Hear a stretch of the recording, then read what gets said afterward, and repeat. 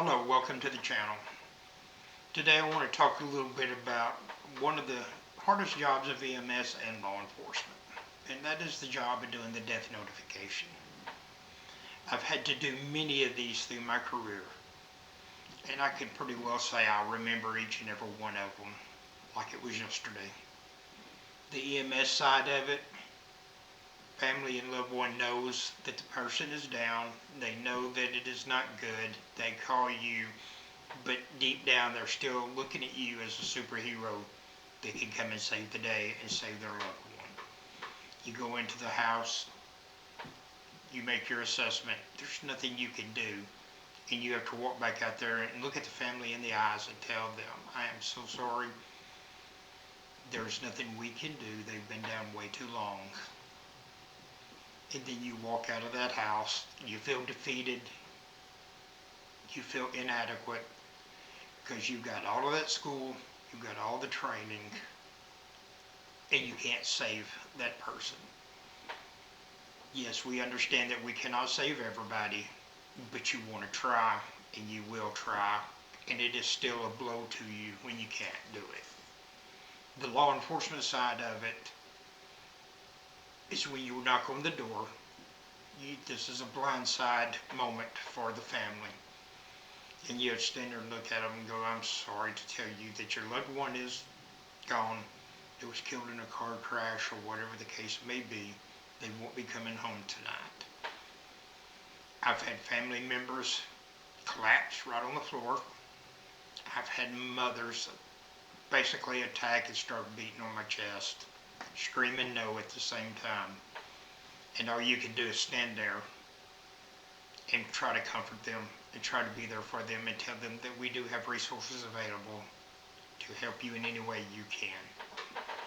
And you leave that scene again feeling defeated, feeling down, because you take an oath to serve and protect, and you cannot protect that family from that grief. The video today takes a state trooper, part of a presentation he did, and I do apologize, the video was not the best quality, but it's the best one that I have found that adequately shows and adequately describes how it feels to walk up to that front door from the perspective of a police officer.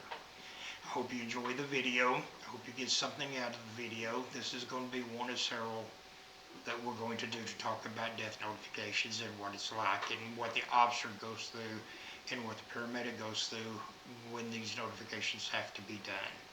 Please like, share, subscribe, and comment to us. We appreciate and we value every input you give us. God bless you, and God bless the United States of America.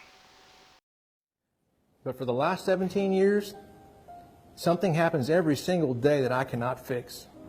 I cannot get past. And there's no training, and there are no words to fix or make better. My day starts this way every single day. My phone rings, and I pick it up and I look at it. It's in my office. I know it's important.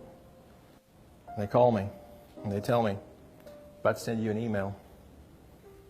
Okay. There's been a crash somewhere. And there's a name inside that email. And an address to go with it. So I get that notification,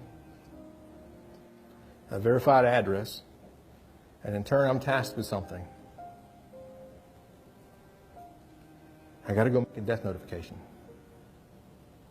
So I get in my car and I drive across town or wherever I need to go to this address, and I pull up in front of this house, and I've been doing this the same way for the last 17 years. I pull up in front and I stop and I verify I'm at the right spot. Check the house number 15 times. And then before I get out of my car, I pray to our Lord above and say, Dear Lord, let this be the day I'm dreaming. Let today be the day we can make a difference. And I hope to wake up, and I don't.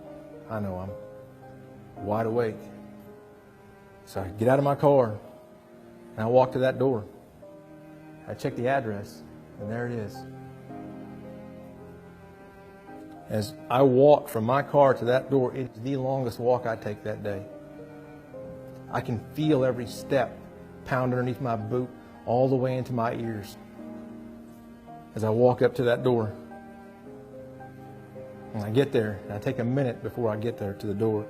I stop and I collect myself. And then I knock.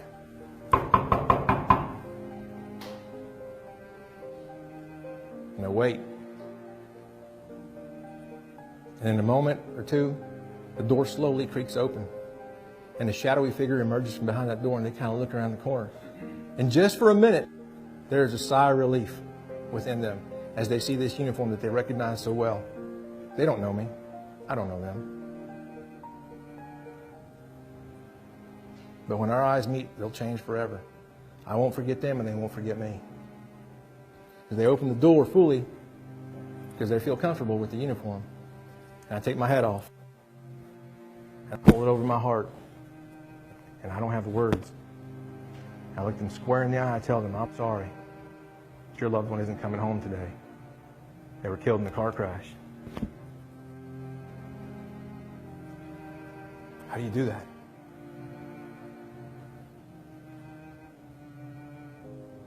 How do you tell somebody that? Do you want to be behind that door? Or we drive like we take a shower?